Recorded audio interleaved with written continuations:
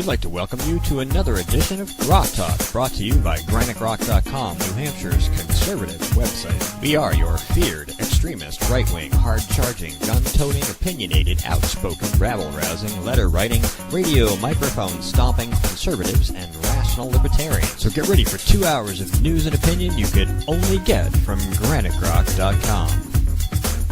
GrokTALk. So as I said in the pre-show, while Jean Shaheen was up all night pimping for global warming, she who also gets campaign contributions from a petroleum lobbyist, northern New Hampshire got a whole bunch of snow, and we all saw all these nice people driving north with their snowmobiles and their skis on the cars to enjoy some excellent, what is bound to be some very excellent March winter tourism weather. And this is important because 6 years ago, candidate Shaheen, the armchair climatologist, was scaremongering everybody in the tourism industry with fears of snowless winters in New Hampshire. But worse than that, what you may also have noticed was the activists running around in fake gas pump costumes castigating John E. Sununu for taking money from petroleum companies. Yes, and they were complaining about the high price of gasoline, which is now how much higher? Yeah, at least a third higher than it was then. We don't see anybody from groups like all these New Hampshire nonprofit progressive groups running around in gas station costumes complaining about the burden on New Hampshire families of high energy prices. That's because they're hypocrites, but we knew that. Yeah. No, that was some great work that you did on that post to show that Jean Shaheen takes money from big oil, and yet, I got... As everybody knows, Scott Brown decided to announce his exploratory committee. He's on our list. Joe Kenny wins, EC District 1. We'll talk about that, I hope. Scott Brown is exploring in a big way because our email boxes are flooded with garbage about Scott Brown's exploration. And also, the other thing we might want to visit is, did Dr. Evil steal a Malaysian jetliner? And before I get too far, I want to let people know who's going to be on the show today. Bill O'Connor, a lifelong resident currently living in Barrington, New Hampshire, is going to be joining us. He has started a PAC called Sabre PAC. He is also currently the Stratford County GOP chairman and a former state rep. We also have Scott Wilson, the president of the Connecticut Citizens Defense League. We're going to talk about the ex post facto institution of criminality for people who already owned rifles and guns that the state has now deemed dangerous to the population. Scary because they're black. Scary guns. And then we have two commenters, Alan and Radical Moderate. I don't even know what his real name is, but they'll be joining us in the third segment to talk about whatever it is we're going to talk about. Anyway, so... And happy St. Patrick's Day, 2 out of the 3 of us. Wave your hand. I'm waving. Yep. I'm waving out that way. Yeah. Look that way. I'm not just 2 out of the 3 of us. Well, there's Mr. Bill. Come on in, Mr. Bill. You can join us. You're early. That's right, just like our guest last week, Pam Tucker. She was really early. Well, it's better to be early than late. Yeah. But anyways, and he has a light shade of green on as well. So 3 out of the 4 of us are ready for St. Patty's. I'm sorry, that doesn't look like green to me at all. I have green eyes. I don't need to wear green. Yeah, but they can't see that. Yeah, you got to be a little better position for the mic there. So, yep. All right, but yeah, I going back to what I was about to say. Let's just say I am the nonconformist here. Okay. We'd never have guessed. So, MacDonald. I am MacDonald. My grandmother's name is Desmond. I have Irish. I'm Scottish as well, but okay. All right, so let's bring Bill in. Anyway, you were saying? Yes, your post about Jean Shaheen was very timely and apropos because right after Scott Brown announced, I'm on everybody's email list, including the Jean Shaheen email list, and I put a post up. And, Jean Shaheen has been awarded prizes and certificates saying that she's one of the civil people. And her campaign immediately put out an email fundraising one where the subject was obscene. It's obscene that Scott Brown has come into the race. And now you have to give us money before the big oil comes in to support Scott Brown. This is curious because not much is obscene to the Democrat Party. No. No, in fact, they promote your ability to be licentious and obscene. Yeah, but it was nice to be able to point out in my post that, oh, by the way, it isn't just Scott Brown who's taking the oil money, it's Jean Shaheen herself. The NRSC monitors some of the stuff that we post about her, so they were really excited to see that. They were also excited when I told them that she takes money from Mark Pryor and Mary Landrieu, who also take money from the Koch brothers, so she is therefore tied to Koch money. They thought that was awesome. Which is why I posted that picture of her with a little have a Coke and a smile yes. button. Yeah. Well, I prefer the Green Wicked Witch of the West one that we've had at Greenwich Rock for quite some time for Jean Shaheen. You can go ahead and click on that. Yeah, but isn't that obscene? No, that's sophomoric humor, which is okay by me. It is. It's Alinsky. It's ridicule. It's awesome. That's what Yeah, we're all about. Well, I'm thinking of Alinsky. Mm-hmm. So this week you pointed out, as did Skip in many, many words, the illiteracy of Terry Norelli's promotion of an increase in the minimum wage, which is guaranteed to price out of the market the very people, especially people of color, that really need to get a job of any sort at any price so they can work their way up and exceed the minimum wage. It's their war on work, yes. But thankfully for the economically illiterate, the cartoonists were going overboard all the prior week, and I found an amassed set of wisdom, shall we say, for Terry's benefit so that she can understand exactly what it is the minimum wage does, like price people out of the market, cut off the lower rungs of the ladder. If you go to Greenwich Rock and you go into the search bar at the top right, and you put in minimum wage, you will get like 15 pages of posts on minimum wage. There is so much. We have covered this subject, we have beaten it to death, and we're not done yet. And it is racist because of the way it works. Minimum wages were instituted in the 30s by the white unions of the Northeast to keep those evil colored people from the South, who were hard-working, in some cases better craftsmen, who had in some cases escaped slavery and set up their own businesses as expert craftsmen. They were moving north as expert craftsmen to build buildings. The black people of D.C. built many of the buildings in D.C. in the 19th and early 20th century. And so the union and mobster honchos of the Northeast didn't like this too much because it was competition for the old boys. And it was a deliberate intent of minimum wage laws and prevailing wage laws to shut the black contractors out, especially of government business. Well, the progressive eugenicist brain trust of the 30s, 20s, 30s, and 40s has openly admitted that the entire purpose of the minimum wage was to first price out unskilled and black labor so that they would then produce fewer children because they couldn't afford them, and they would eventually go away. It was just another part of the eugenicist experiment. So they figured that they could get people to stop expanding, and if they didn't have opportunity, they were basically eliminating their opportunity. See, and that shows again economic ignorance. If you look at what actually happens around the world, the poorest populations produce the most children. A lot of them die off too, but basically they're playing their version of life's lottery to see if they can have enough children to keep them in their old age. Right, and Western democracies, you see the birth rates go down. People who come up here from Mexico,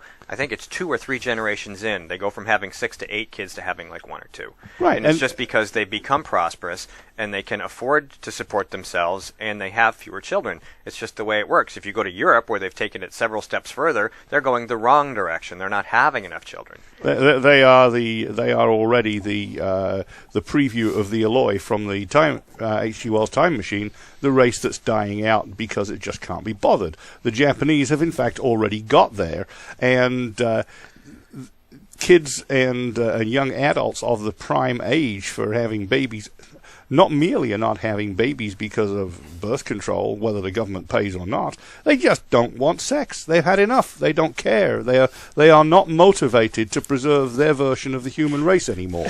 Poor Bill's going like, I can't believe these guys. Welcome to GrokTALK. But those are actual facts on the ground. This is just all off the cuff, top 5-6 minutes of the show. Well, did you want to add something? He's embarrassed. Mike, I just wanted to say how wrong you are about that. I have one daughter, so I'm part of the problem. It's not because of a lack of... His arms are blushing. No. Well, it was mostly because we had one that was really good, really easy. And out of laziness, we decided not to have another one. So, and it's not because I don't like sex or anything like that. No. I know it's not that far in the West. It has actually progressed to that stage in Japan. Yeah, that young adults have in fact lost interest in sex. There is no drive left to continue the human race in Japan. It has actually happened. In prosperous Western societies, as Steve pointed out, it's a choice to have more or less kids. Well, in Russia, for example, it's been such a lousy place to live that they've been underproducing children for decades. Yeah. Well, exactly so. Whereas, in places that are poor, you tend to overproduce kids as a natural mechanism, defense against high death rates, and something to keep you in your old age. Yeah. Well, you're seeing also the part of what we haven't brought up is taxes. It's very expensive now to bring up children, and our taxes are going up more and more in a lot of cases. And you see a lot of the tax reform is aiming towards being more family friendly.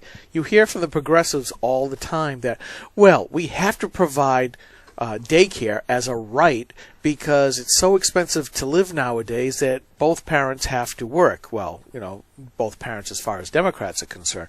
But, when you have two parents working for the most part, you get up into those tax brackets where you start looking at your paycheck stub and go, oh my gosh, look how much I'm not keeping. So if they were to cut the taxes, cut the size of government, I believe this is one of those ancillary side effects of a large government where it's gotten so expensive they need more taxes, which means you've got to send the other person out to make a wage. If they cut the size of government, cut the taxes, then you could have somebody at home all the time, which used to be the norm up until about the 1960s, 1970s.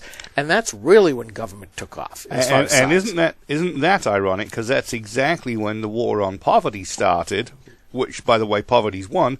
Yeah. The war on poverty started, and as a result, it's become hugely expensive for people that are working to keep their standard of living afloat, while the people that don't work are basically being encouraged to live off the fat of the land and reproduce it at leisure at our expense. Yeah, and I saw that running a daycare all the time where, a lot of families would have one or two. They said, we can't afford that, but then we had people coming in with state aid, and they were some of our larger families because they did not have to bear the financial responsibility of what they had done in their own private lives. And this is one reason why, once again, I'm seeing out in the blogosphere that the advice being given to elected Republicans is, let's not talk about the social issues. Well, they just don't seem to fricking understand that every social issue has a financial cost because the progressives have put government so far into private life that they can't help but have a financial interest in whatever we do. Everything that we do. If we could get Bill Clinton and Newt Gingrich to agree in the mid-90s that winding back welfare was a good idea, that having welfare-to-work programs, that encouraging the moms to get jobs instead of have more kids actually was good for them, and a lot of people got out of poverty that way, why is it such a bad idea for Republicans to espouse those principles today? Poor Bill's head is like on a swivel, back and forth and back and forth. Welcome to the ADD bunch here.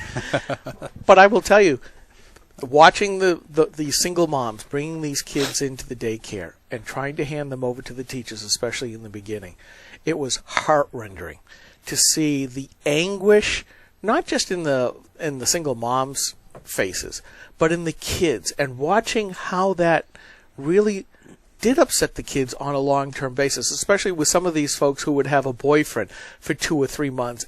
The kid gets attached, the mom and the boyfriend come in, and the kid runs over, gives the boyfriend a hug, and then all of a sudden the boyfriend's not around anymore. And that's when we would see the emotional problems surface again in the kids. And we'd see this over and over and over again. And I look at it as government's at fault for this because you've made it so easy for these single moms to have government daddy, government husband, instead of a real husband. Okay? The problem really comes in with the kids, and now we're starting to reap some of that. All right, 60-second break. We'll be right back. is the Coalition of New Hampshire Taxpayers. We're located at 8 North Main in Concord, New Hampshire. This is the repository for all things conservative and municipal. So if you have a problem in your town, your school, your budget committee, the right to know law, and now at the top of our list is voter fraud. You have a tip for us, some information for us, you want to join or help us out, cnht.org.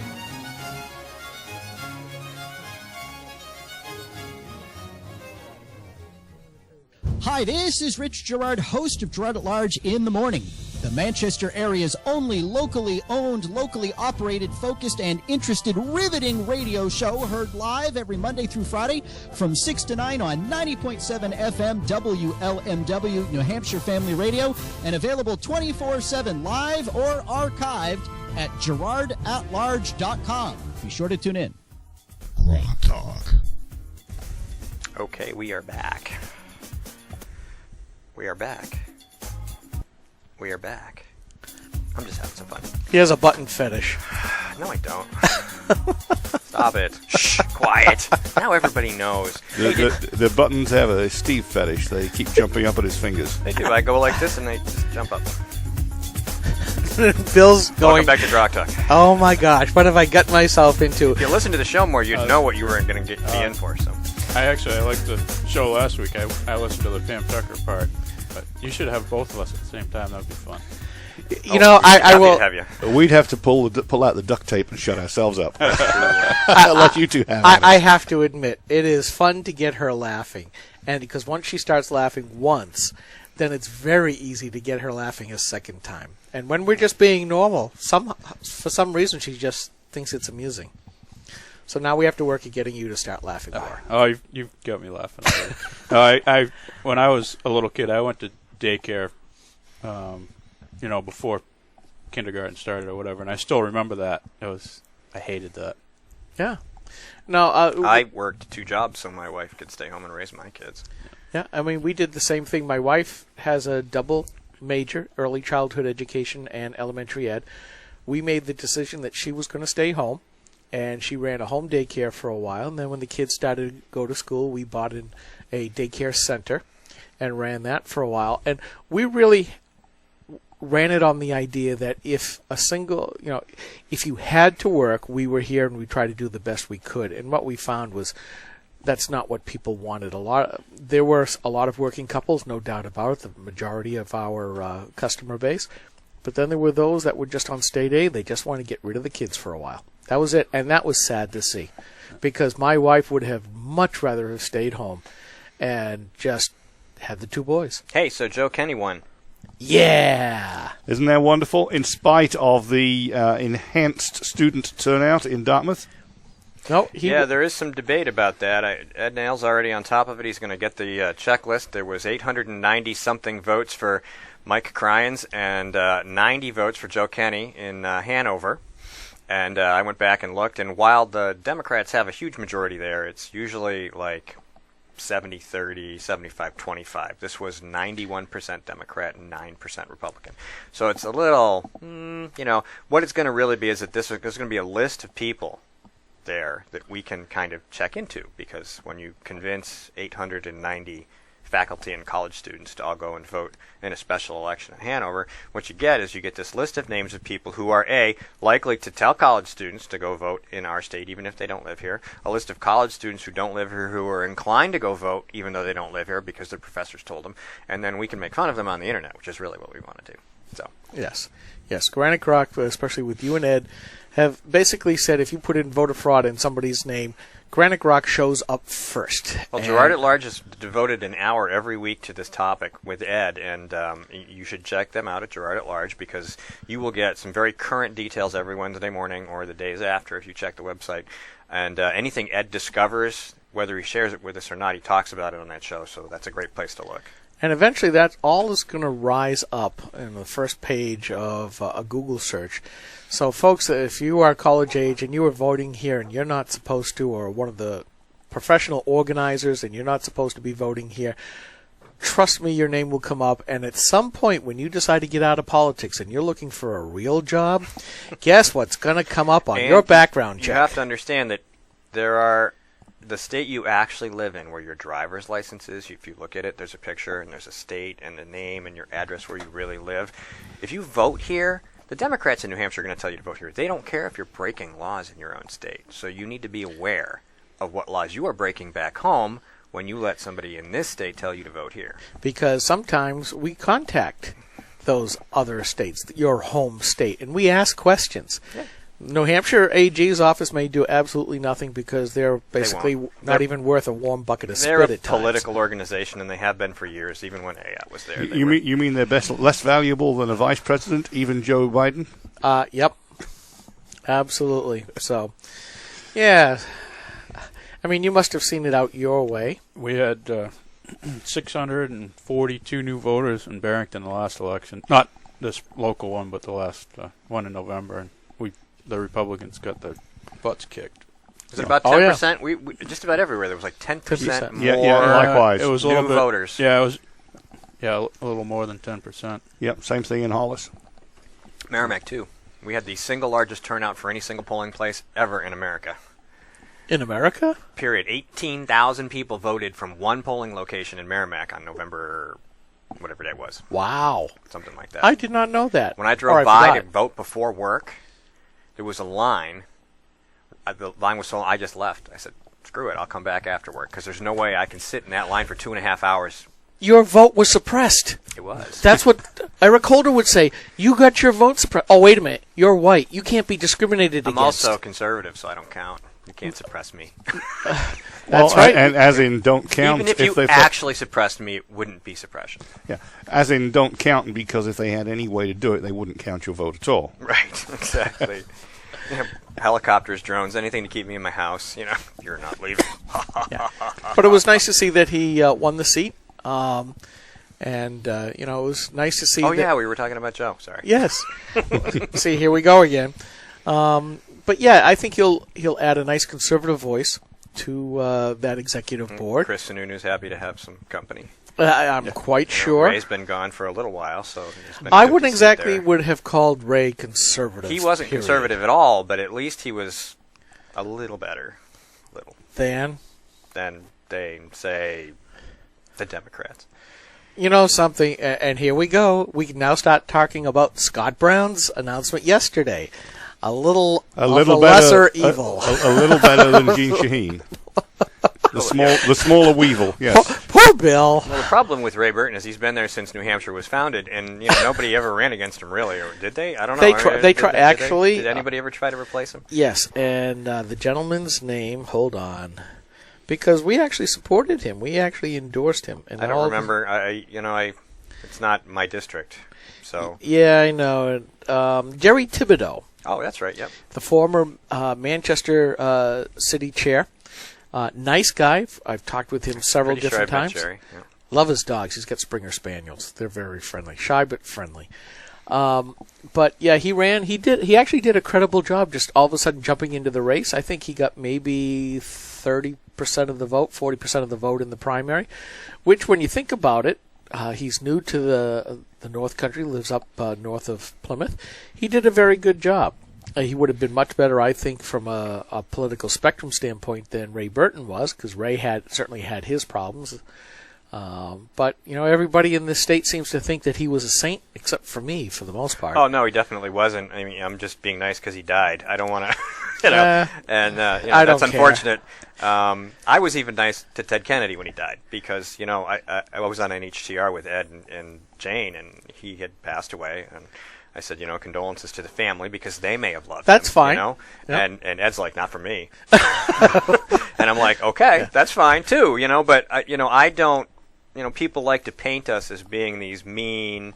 I'm not mean-spirited. I wouldn't wish harm on anybody, No. even Ray Buckley. I don't want people to suffer. But when your politics make other people suffer, I have an issue with that. Yeah, and I'll agree with what you said. Be nice to the families, and you should be. That doesn't necessarily mean I'm going to change my tune just because somebody died. I mean, just because they're all, power-grabbing addicts, doesn't mean, somebody you care about dies. All right, give him a couple days. Let him take it easy. Be nice to him. But all in all, glad to see Joe Kennedy, and I believe that he is going to look at those contracts, and especially anything that Governor Hassan brings forward for review for, what's the word I'm looking for, nominations for anything, I'm hoping that he casts a very long, penetrating eye. Yeah, well, the best part about it is, well, he can't stop it. He can certainly talk about it, which means we have somebody in there who's going to say, oh, by the way, look, this is what's going on. Yep. Public statements, we weren't going to get that from Ray, but we will get it from Joe. Oh, no. He was more of a get along, especially if the money flowed north. That's about it. So now with Joe, maybe we'll get some interviews, some material we can use on the Grok, get his face on here fairly often. That would be nice. Yep, I mean, we've talked with Chris Sununu as well. I wouldn't mind having him come in. Oh, sure. We basically throw out open invites to everybody. He's the only Sununu that donated to Joe's campaign, as far as I know. Cool. Yeah. Well, but there were at least two brothers Sununu that wrote to the newspaper and said, we don't want this Medicaid expansion. That's true. That was true. But like you said, that might have been cover for Chris. So well, we don't know. Yeah, and then one of those Sununu brothers actually got onto the school board somewhere. Yeah. So here we go. Second wave, or is this the third wave of the Sununu family dynasty? It's also necessary that we point out that even though I haven't seen the final disclosures yet, the Democrat Party in New Hampshire dumped at least $100,000 into trying to elect Mike Cryans to this seat. Way outspent Kenny. Well, and Kenny got way outspent by the establishment Republicans in the primary as well. When Chris Boothby was his primary opponent, all the establishment leaders lined up behind him. So Joe's a winner twice over, and congratulations to him. And yes, by the way, since Ready for Hillary campaigners were in the state helping them, as soon as the quarterlies come out for the first part of the year, we're going to be looking at their statements to see who they gave money to, because they were here helping to elect Cryans, helping with Democrats, and we know they brought money with them. So we're going to see if we can track that down and report that as well. Because, we hear all this crying about out-of-state money and out-of-state influence, and the Ready for Hillary PAC already has millions and millions of dollars. Are you talking about not a bossy Hillary? Yeah, not a bossy Hillary. Well, we can maybe if Bill wants to talk about that, but it's his segment next, so we're gonna do whatever it is. So we talk about Hillary being bossy, but who was the one who stood up first and wanted to ban the use of the word bossy because it denigrates girls with leadership? Yes, the bossy one herself, Moo Chell. And in this case, I'm putting the emphasis on the moo, not on the mooch. Thank you. That whole campaign was started by a Hillary supporter. Sandberg.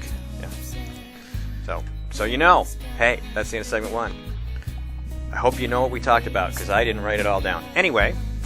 That's what the video's for. That's what the video and the audio is for. I'm Steve McDonald here with Skip Murphy, Mike Rogers, and Bill O'Connor, and we'll be right back to talk to Bill about his new pack, Saber Pack.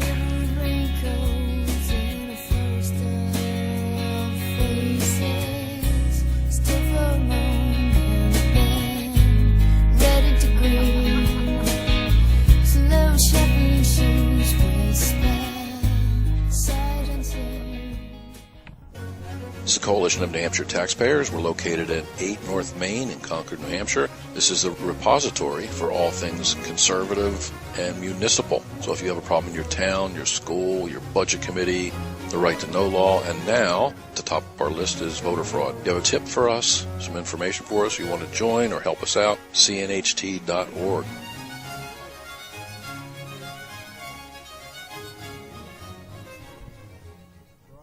The Center for Redress of Grievances, LLC, was established officially November of 2012 for the purpose of becoming a media outlet for those individuals who believe and have documentation that they've been unjustly treated by local, state, or federal government agencies. Our mission is to document their stories and to get them out to the public.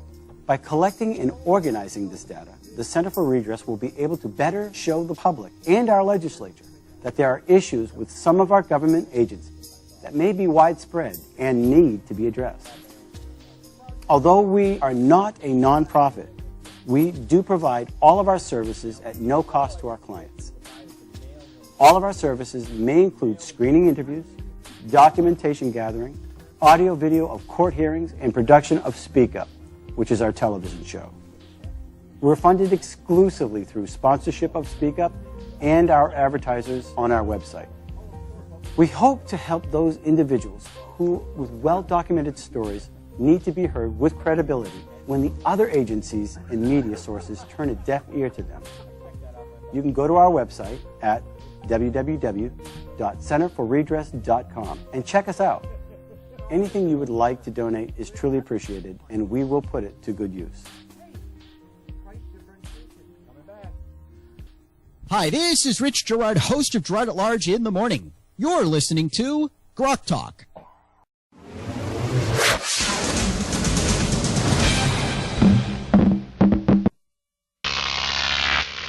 Grok TV.